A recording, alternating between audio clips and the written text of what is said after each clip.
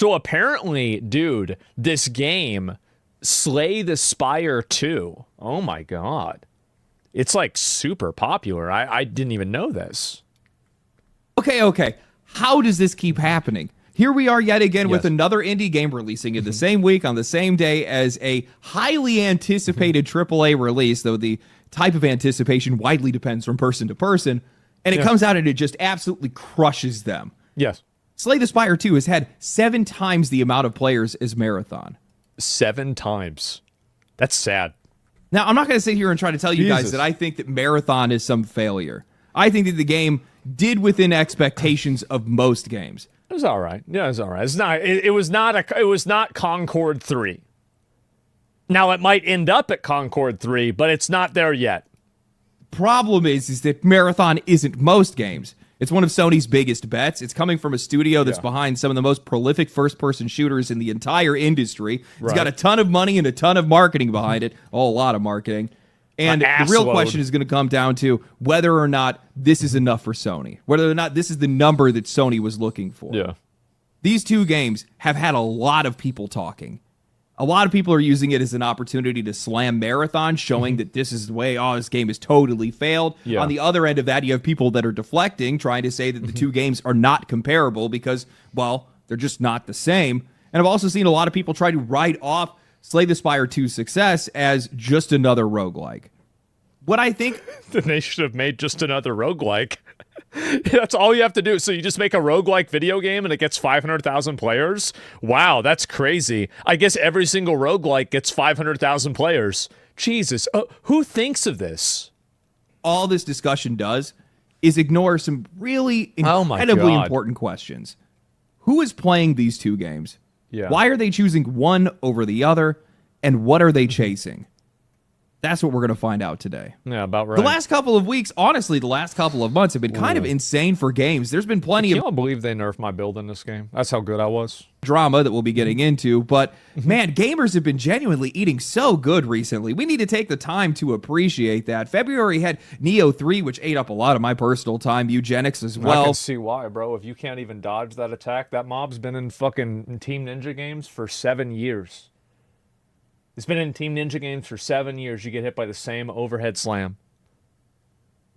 Jeez. From the creator of Binding of Isaac. Then we got Resident Evil Requiem, which, man, that game has just been so good. I just finished my second playthrough of that. We also got a steady stream of information coming out around Crimson Desert, and honestly, it looks like that game's actually going to be delivering on its promises, and man, if it does, oh boy, that's going to be a problem. It's going to be the best now we game have at March, everything ever. and Pokemon Pokopia launches. Here, let me give you guys some advice. If you want a low-maintenance girlfriend, you should date a girl that plays Pokemon and likes to play and get into Pokemon games. The reason why is that they are already conditioned into accepting the absolute bare minimum, the lowest quality, and the worst possible outcome that they could ever have, and then they continually stick with it for 20 years.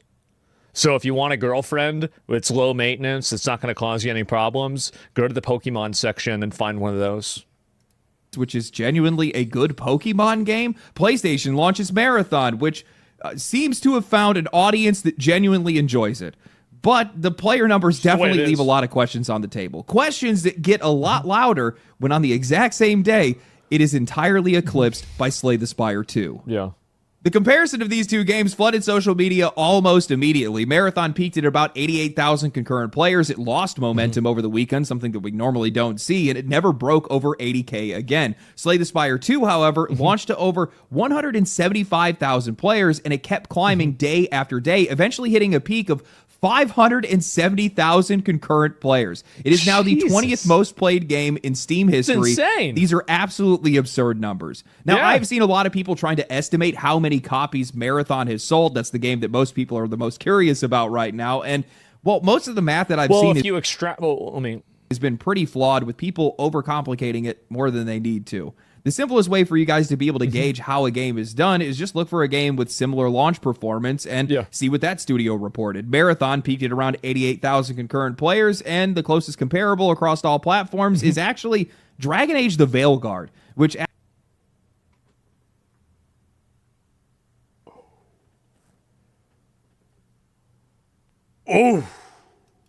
actually had more players, about 1,000 players higher than them. EA reported that game had engaged 1.5 million players at launch, whatever that means. But I find that to be an overestimation. Because Dragon Age the Veilguard was free, I think, with like some sort of like Game Pass or some other variation of that. And also, players is not sales. So whenever you hear the word players, there's a reason why they're saying players and not sales. I think that if you compare it, like I would say how many copies has Marathon sold? Probably like 600,000, 700,000. Like maybe a little bit more than that. Like that would be my guess. Marathon is likely sitting right around there, likely just below that, or maybe just at a million copies sold. How many refunds? Now, a critical difference between these two releases that I think is really important to take notice of is that GamesIndustry.biz ran a piece noting that Slay the Spire 2 was not multi-platform. This game was only on Steam, and it has already sold over 2.8 million units based on available data, and that 43% of those sales are coming from China alone, which is a massive market. Now, I love this because this is a 10-person studio team that is making a $25 deck builder that's cracking into markets that AAA publishers... Think about that. 3 million, 25. So that's $75 million.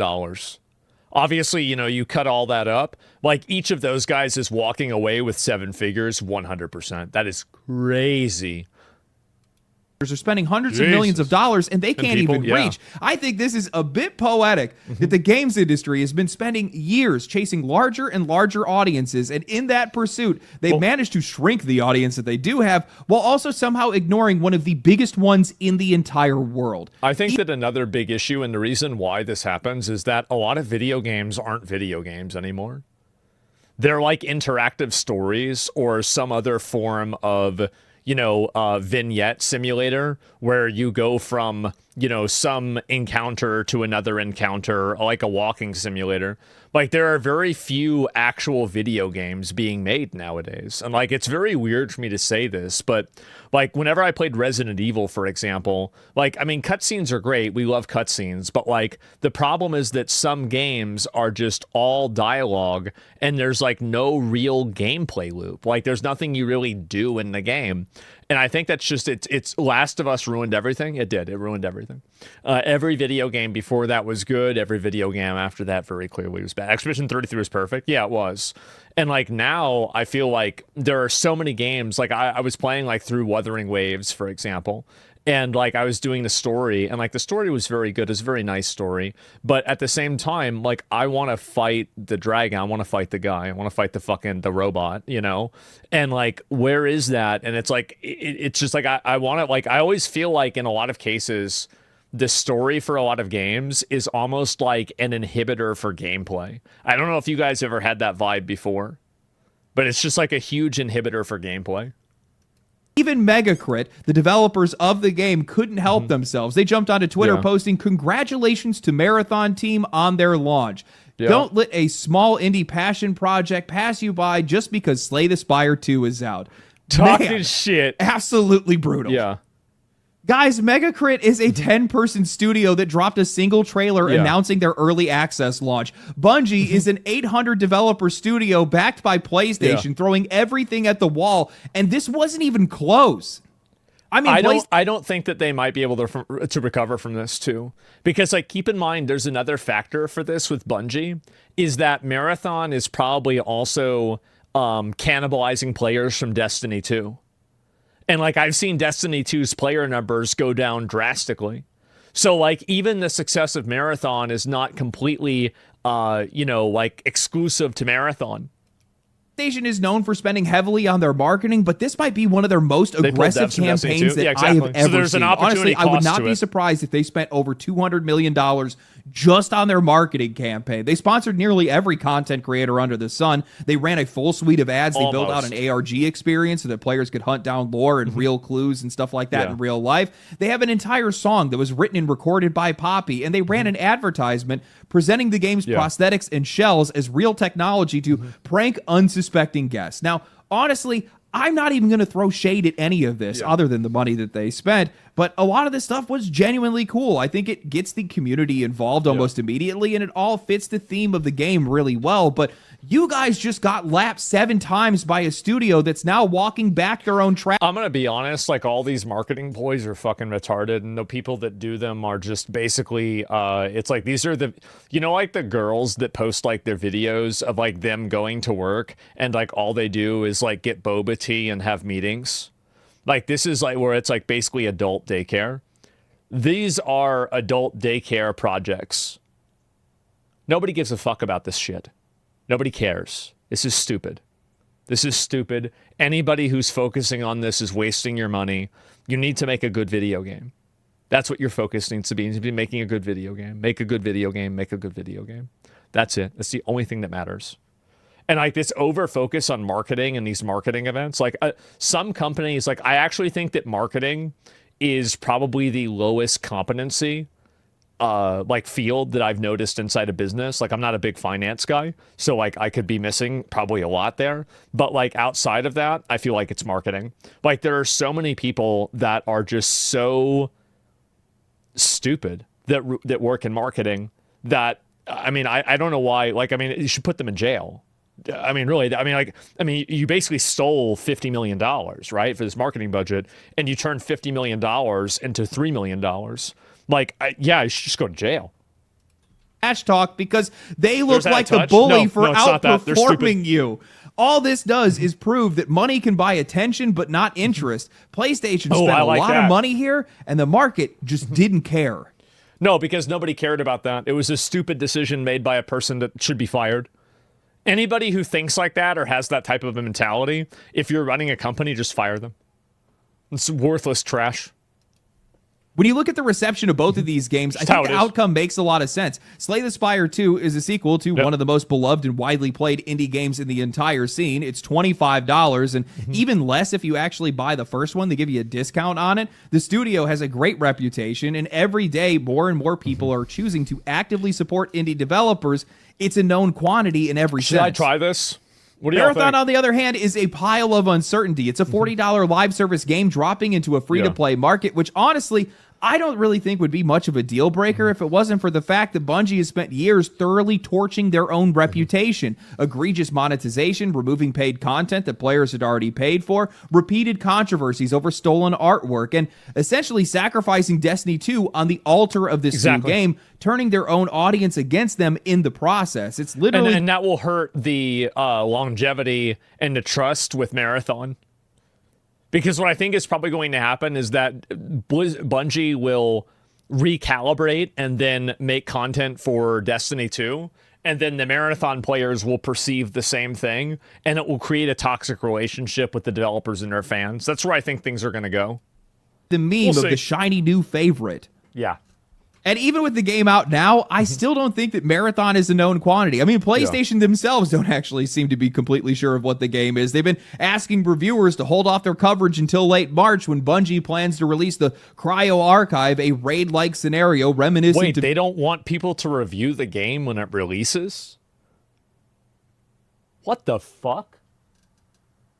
What? What do you mean you don't want them to review the game when it comes out? Destiny that some believe is the final piece that's going to make the whole experience click. The argument being that judging the game without it just isn't a complete picture. And my question... Then you shouldn't have sold the game without it, fucking idiot. Fucking stupid. Stupid idiot. Is, well, then why did you guys sell an incomplete experience? Yeah! Look, asking reviewers to hold off is only going to build distrust. It's going to make players feel like this game is getting preferential treatment that it wouldn't be getting otherwise. And honestly, those players would be right if critics are either delaying their coverage or carving out caveats for content that doesn't even exist yet. Well, one, that's unfair, and two, that is useless to anybody that is trying to decide whether or not to buy the game right now. And even if the Cryo Archive is that genuinely transformative, all you're really doing is telling players that it's going to get better later. Content that a new or casual player is unlikely to see for a long... The review, asking people to hold back a review is fundamentally consumer unfriendly. And I think this goes to talk about more of the toxic relationship that developers have with game journalists, where the focus is not about being in the best interest of the player. It's about being in the best interest of either the journalist or the developer. And the player's benefit is seen as like a secondary, serendipitous outcome, if possible. Time, if ever, especially given how much more demanding Marathon is and how much more competitive Marathon is compared to something like Arc Raiders. What players need to know right now is what the game feels like on a day 1 or day 2 basis, not what this game is going to feel like a month from now. Yeah, why would you do that? And also, the game, like, that content isn't even out. How do you know how that content's going to affect the player base? There's so much emergent player behavior inside of a big live service game like this that you can never really predict what's going to happen. Every single sale starts with the first day, and every single return happens in just a couple hours. What are we doing? What I think everybody is missing in this conversation is that players do not need a complete picture. All they need is a snapshot, and most people have already made up their minds on this game before it even came out. I think that's exactly what the numbers are telling you right now. Marathon's audience didn't grow over the weekend. It declined and then stabilized. That's the really people bad. that were on the fence gave the game a shot and didn't come back. The people who are playing it right now are the ones that were always going to be playing it. Yeah. I took the headphones off. It's hot as hell in here, so hopefully this still sounds good. Contrary to popular belief, I actually do not think that Marathon is a failed game, nor do I think that it's necessarily an objectively bad game. And honestly, I also think that it has dodged out on being Concord 3. So far. Kind of. Yeah. All this depends on whether or not PlayStation sees this level of success and says, yes, this is acceptable. This is what we were looking for. They have to see the numbers and say that it's worthy of their investment, their initial investment, and also their future investment. And as we have learned multiple times, many, many times by now, these companies are not necessarily fair when it comes to the expectations that they put onto these games. And this isn't even just talking about the right now. We're also talking about when this game starts to lose players, when this game starts to cool down a little bit, when the content creators walk away from it for a while. It's like when this game has like 20,000 players, which I think could happen within like a couple of months. I do think that you could see, like, I do, like, you can't run a AAA studio the size of Bungie with a player base that is 20,000 people. You just can't do it. Like, it doesn't matter, like, because you can't monetize on that level. You don't have that many microtransactions. You can't do other types of fucking, like, pay to win stuff. So the amount of money you can make is minimized. Whatever you're trying to measure. I'm just saying in general. Sponsor it anymore when there's a content lull. And I saw Shroud talking about it, and he had said, they put too much money into it. PlayStation wouldn't abandon it even if it had 3 players. 57,000. Brother. Didn't you have a game that also failed?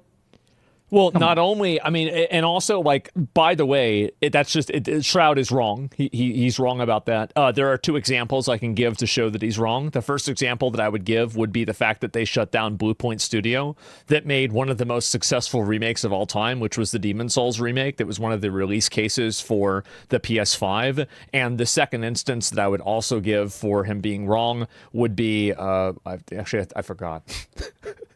There was another one. I forgot what it was. Okay. That's the first one. Oh, Concord, right, of course. How am I not thinking? Yes, Concord. Concord was a completely new IP, and they tabled that after hundreds of millions of dollars. Like, they even planned out an entire universe for Concord, and as soon as it came out and people hated it, like, PlayStation basically, like, it's like, this is what they did in the 80s. They buried all of the ET Atari games out in, like, a Mexican desert. Like, that's if Concord came out and it was 1985, you would have a Mexican desert full of Concords. That's it. I think that this game has found its core audience, and I think that audience is they refunded the players. And that's I think crazy. that this is a real extraction shooter, which kind of ends up being a problem. It does make sure that audience is incredibly passionate, and it also does at the same time make that this audience is probably going to be much smaller than Sony probably originally thought it was going to be. This game is incredibly difficult. It's not very forgiving. And when you have this raid-style content that's being... Extraction shooters, by definition, are extreme hardcore games. the people that want extraction shooters want a hardcore game. They are by definition hardcore. Touted as the end game. Well, it's going to be really hard for a lot of players, the wide audience, the majority audience, to be able to enjoy that content when they're constantly losing their stuff all the time. And I can't imagine that raid is going to be all that fun if you do not have some of the best equipment available to be able to take it on. Yeah. Now, I don't know if Sony is okay with this game being a Helldivers 2, a game that is hot in a season but colder for the year. That's something that we're going to have to wait to find out. I mean, Helldivers 2 had such a huge ceiling, and it was massively more successful than Marathon. It wasn't even close. It had cultural relevance. There are a lot of collabs that they've done that have done very well also, and they've managed to find their own footing later on. And also, the studio is probably a fraction of the size of Bungie, just based off of just studio entropy, where like a studio over time just accumulates more people. Bungie's been around for 20 years. They've probably got a ton of redundant jobs and redundant positions that, you know, probably they could use some layoffs. And I think that if Marathon keeps going in the direction that it's going, we're going to see that happen. Genuinely, I'm not shitting on Marathon, okay? Good Lord, the amount of people for like the last week that I have had that have been flowing into both my DMs, on my comments on Twitter, and in my videos that have been trying to call me out thinking that I'm trying to attack their game. Look, it has been some of the most insecure behavior that I think that I have ever seen. But I realized something in that. That insecurity has a source. It's coming from somewhere. That insecurity is a self-defense, and I think that it's something that is working to both the negative and also the benefit of Marathon, but also the same for Slay the Spire. For me personally, I've been trying to give Marathon a fair shot, and I'll be honest with you guys, that has been a struggle as somebody who is predisposed to hating Bungie, but the game does have things that I love. For as jaded the thing for me is like I'm predisposed to liking Bungie, but not liking Marathon. That was like my vibe from it. I am as a Destiny player who lost content I really that I paid Halo for. Growing up. I cannot deny that this game feels incredible to play. Yeah. The movement, the gunplay, their take on science fiction, the worlds that they build, all of that stuff.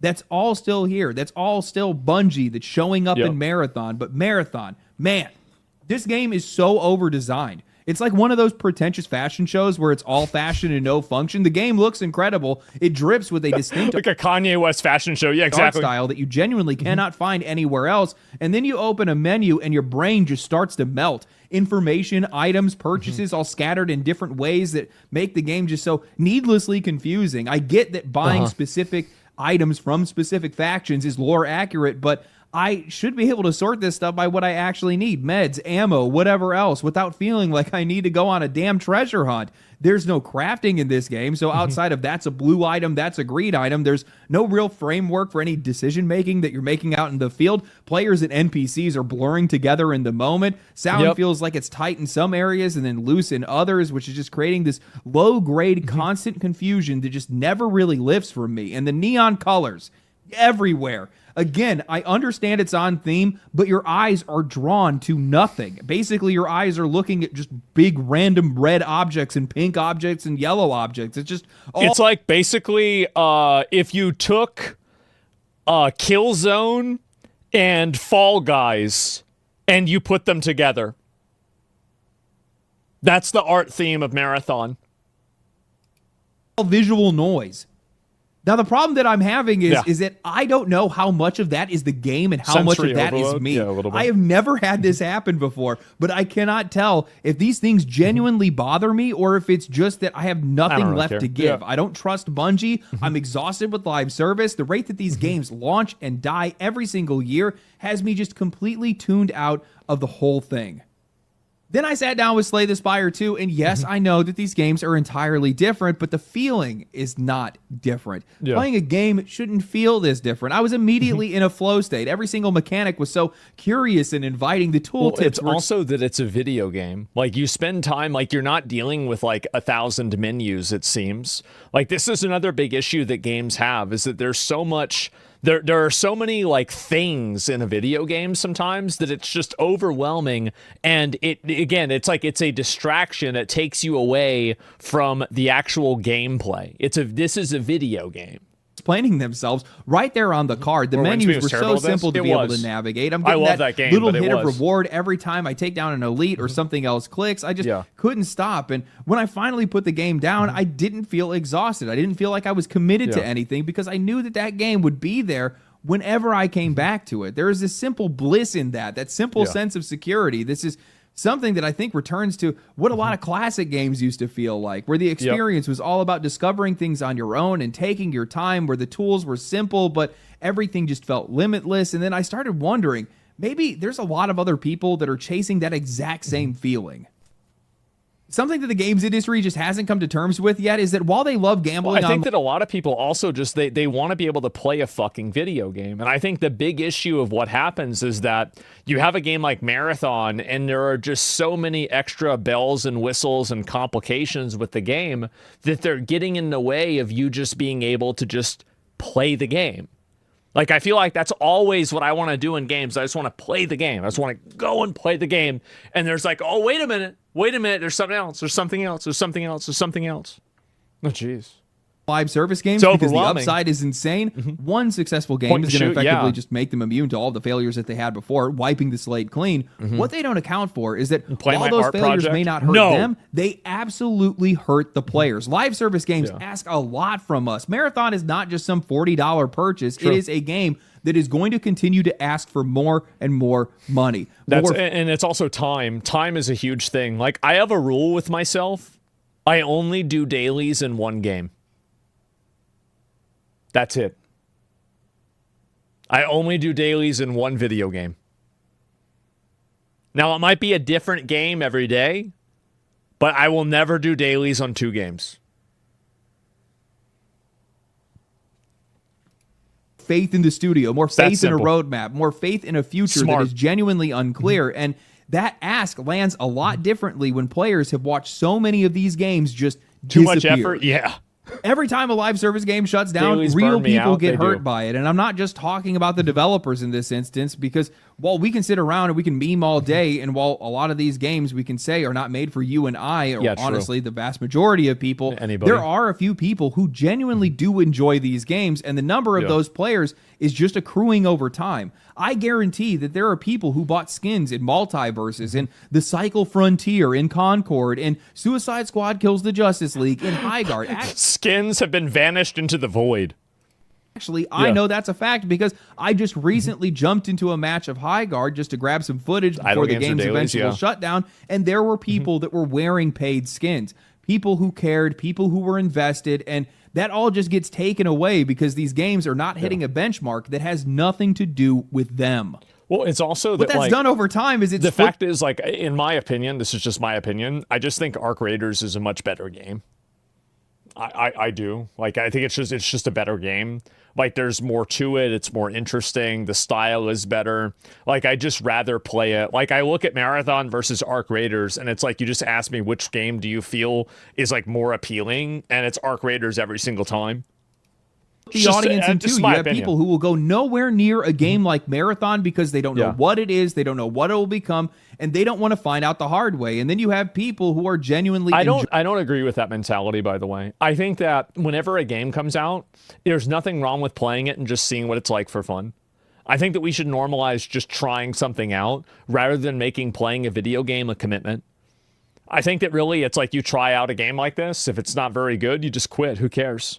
Right? I mean, you just refund the game after 2 hours. It's pretty simple. And they're terrified that it's going to suffer the same fate as a lot of these other games. So they go out there, they start defending it like crazy from any and all criticism just to try to keep it alive. That's how you end up with these money. Yeah, I feel like a lot of games have demos, you can refund them. But yeah, I mean, maybe if that's the case, I mean, obviously that's different. Wild swings where you have these devout players that are preaching the word on one side and everybody else that's skeptical on the other. It's also how you end up with a launch that genuinely you can't really call a success or failure. It's just kind of sitting in limbo, which is exactly where Marathon is sitting right now.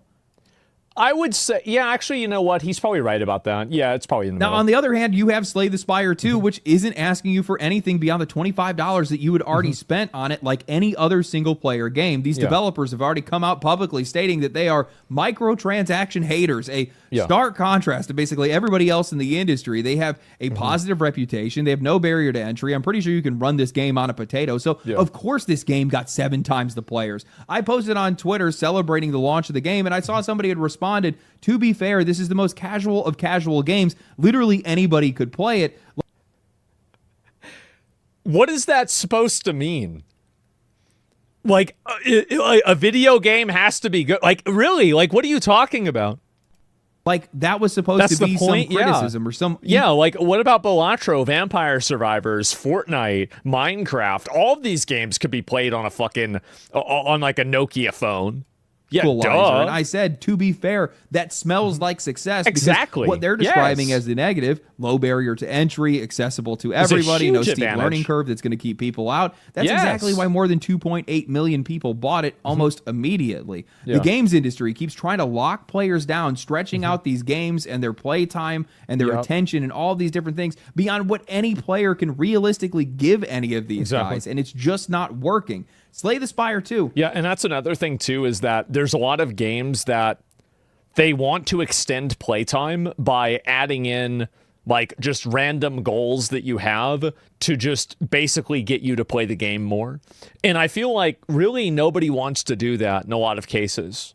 Nobody wants to do any of this shit, like dailies, activities, like, and also it's like just adding in extra tasks just to extend playtime. It's not going anywhere. It doesn't need to hold 100 million thousand concurrent players just to be able to justify its existence. It already has made its money cleanly from a $25 purchase and no servers to maintain. And all they got to worry about is just keep building on the game from its early access while it's already a smashing success. Megacrit didn't have to spend hundreds of millions of dollars in marketing or anything else. Oh, he means Mega Bonk, I think.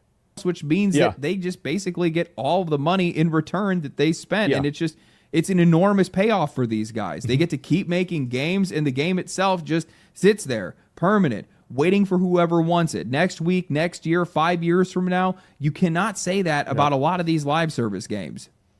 I think that permanence is a form of trust, and trust is something that is in very short supply in the games industry. When I look at how a lot of these indie games are getting support and they're just snowballing year after year with every single one of these releases seeming to land harder than the last, I don't think that that's people that are just discovering good games. I think that's a signal. Players are tired. They're tired of the indifference towards the future of their hobby. They're tired of games disappearing, tired of money that they're spending on something that is just being taken away. There's also a component to it too, where like a lot of these bigger video games have like a scope that's just so large that it's hard for a casual player to get into it. So, like, for example, like where Windsmeet has this problem and also Marathon has this problem.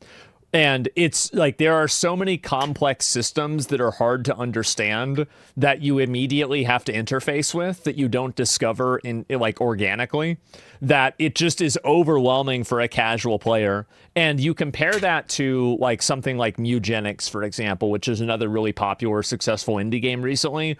Or you look at, you know, maybe Slay the Spire. I don't know a lot about that game, so I can't really compare it, but Megabonk's another good example. These games are very simple. And I think that that's another element, is that a lot of video games now are over-designed. They're completely over-designed with no real purpose or value attached to that. It's just more stuff for more stuff.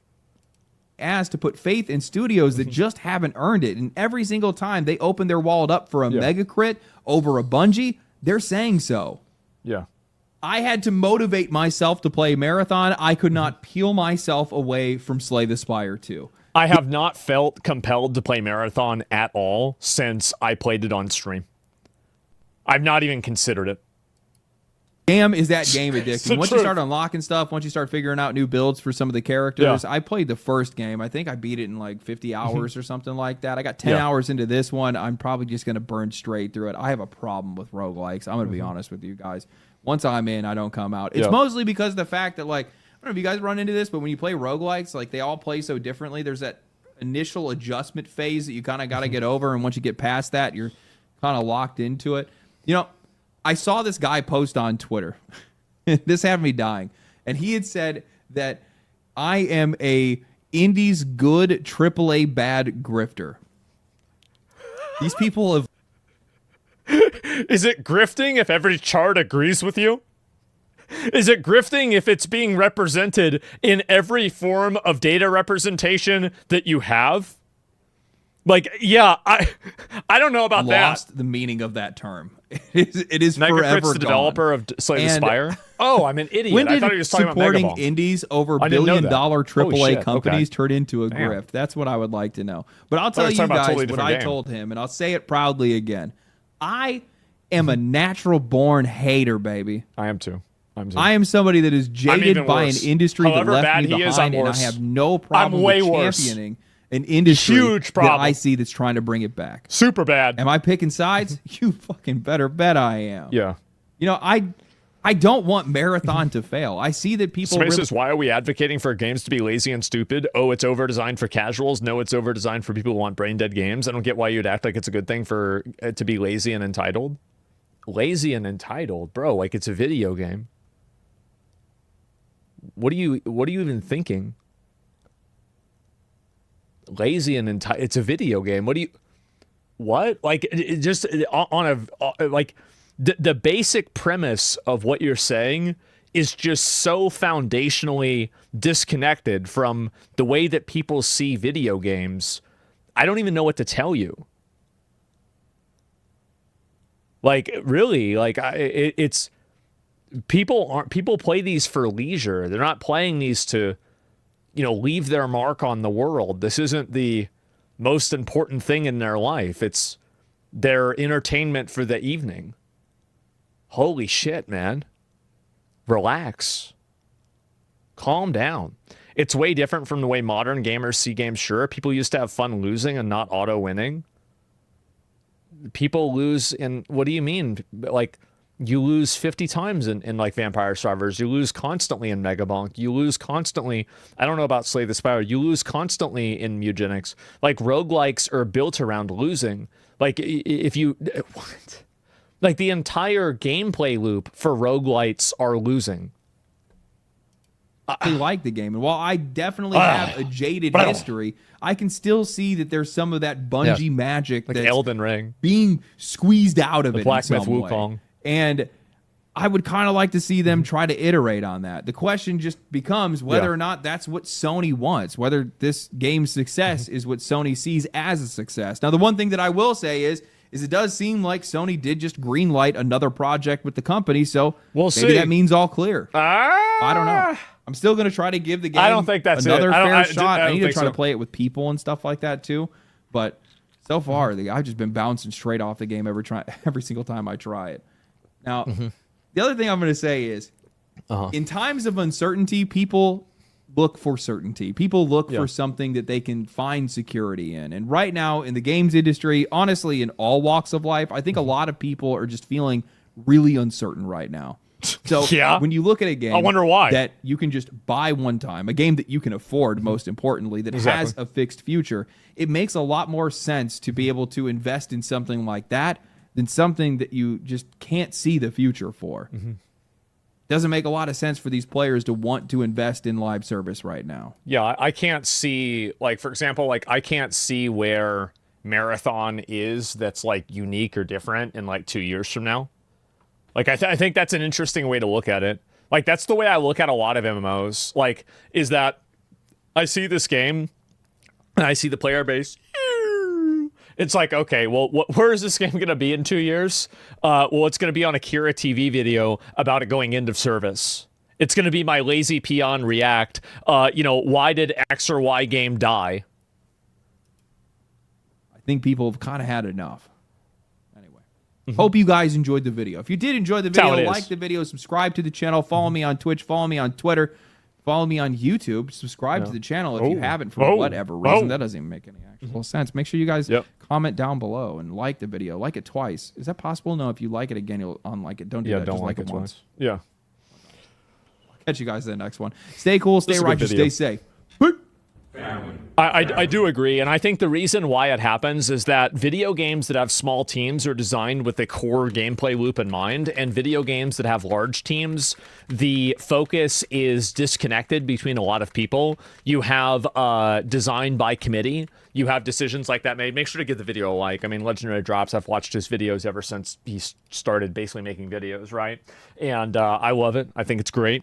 And big companies get slowed down by bureaucracy, while indie games often win by moving faster. Exactly, right? And that's another big reason too, is that you have these new video games and like they're being developed, iterated on, everything extremely fucking fast, right? High Guard, for all of its faults, was actually a pretty like agile game in terms of it being reactive to like player feedback. It's just that the game was too far gone for it to be improved. But overall, I think that's what happens with a lot. No woke artists in successful indie companies. Well, I think that there are a lot of woke artists inside of successful indie companies, but they're not running the entire company. They're just doing the art.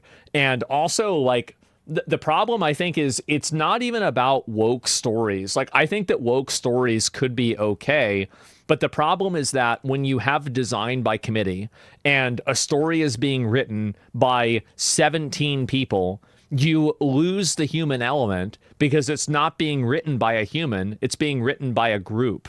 And I think that's what happens. Like, no, I mean, I don't really necessarily agree that every woke story is bad or every chud story is good. I mean, like, obviously I'm massively biased, but that doesn't mean that it's 100% one way or another. Baldur's Gate 3 is woke as hell. Well, I mean, woke, in my opinion, is like performative identity stuff, stuff like that, not just simply, oh, there's somebody who's gay. Like, I don't think anybody really thinks that's woke, other than like maybe 3 dumbos on Twitter. So, yeah, I don't know. What's the name of the video again? How the hell? It's called How the Hell Does This Keep Happening? Which I definitely think is a good question, right? It definitely is.